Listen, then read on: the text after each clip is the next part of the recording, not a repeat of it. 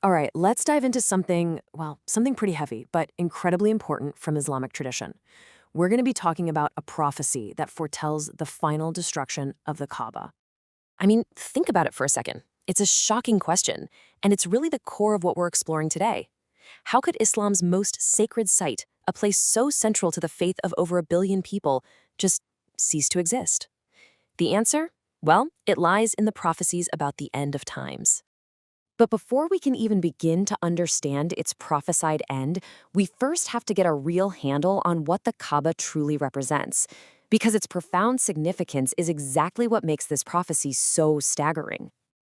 So for Muslims, the Kaaba is literally the center of the spiritual world.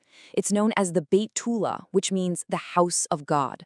It's believed to be the very first place of worship established for all of humanity. And every single day, 5 times a day, Muslims all across the globe turn towards this one spot to pray. And this isn't just based on historical tradition. This quote from the Quran grounds the Kaaba's origin directly in scripture. So it's not just seen as a historical building. Its foundation is presented as ancient, divine, and meant to be a guide for everyone, for all the worlds. And get this, its sanctity goes way beyond the building itself. The whole surrounding area is a protected zone. Tradition holds that it was first built by Adam and then rebuilt centuries later by Abraham and Ishmael. It's a total zone of peace. Violence is forbidden, hunting is forbidden, you can't even uproot a plant there. It's meant to be a place of absolute security. So you'd think a place this sacred would be completely untouchable, right?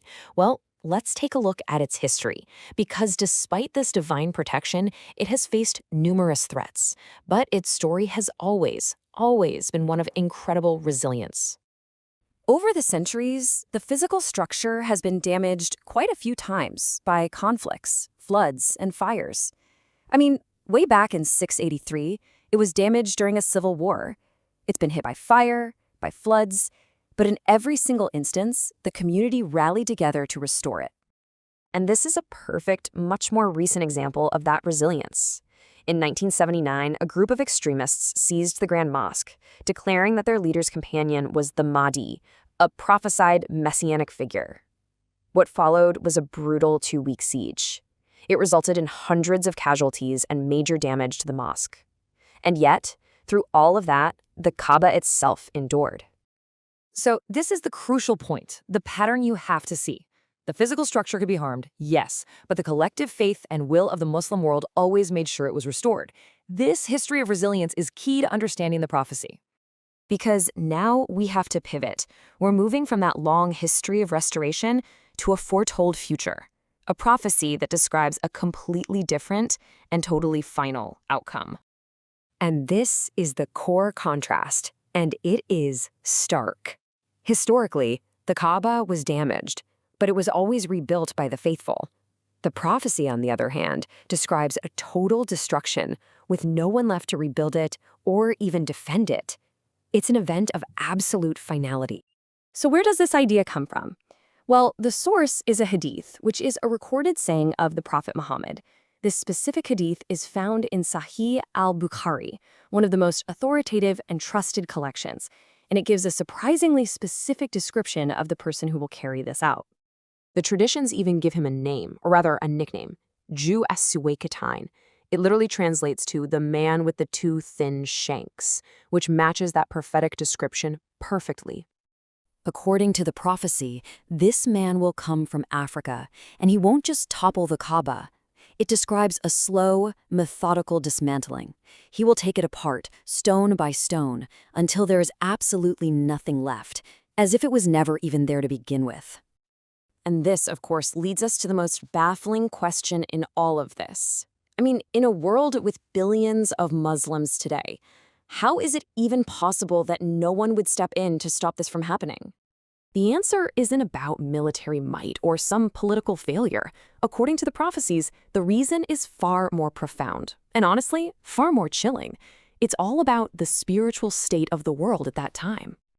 You see, the prophecy explains that this destruction happens at a time when faith itself has basically vanished from the hearts of humanity. Islam, it says, will exist in name only. The guidance from the Quran will be lost, its very text lifted from the earth. The great rituals of pilgrimage, the Hajj, the Tawaf, they will have already stopped. In this spiritually desolate world, there simply won't be any true believers left to defend God's house. So what does this cataclysmic event actually signify in the larger timeline of Islamic eschatology? It's considered one of the final and most major signs of the end of the world. Theologically, the Kaaba isn't just seen as a pillar of Islam, it's seen as a pylon of the entire world. Its existence is considered a cause for the world's stability.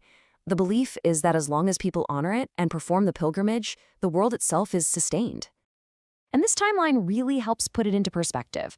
This event is prophesied to occur after other major signs, like the arrival of the Mahdi and the return of Jesus. The Kaaba's destruction is one of the very last things to happen before the truly final signs, like the sun rising from the west.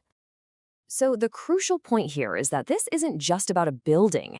It's an irreversible sign that the spiritual anchor of the world has been removed, signaling that the final chapter of human history has arrived and the end is imminent.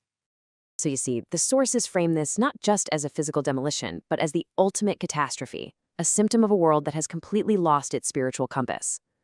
The prophecy suggests the Kaaba falls not because its walls are weak, but because the faith that holds it up has vanished from the world. It leaves us with a pretty profound question. When the symbols of faith disappear because faith itself is gone, what does that truly mean for humanity? Thank you for watching.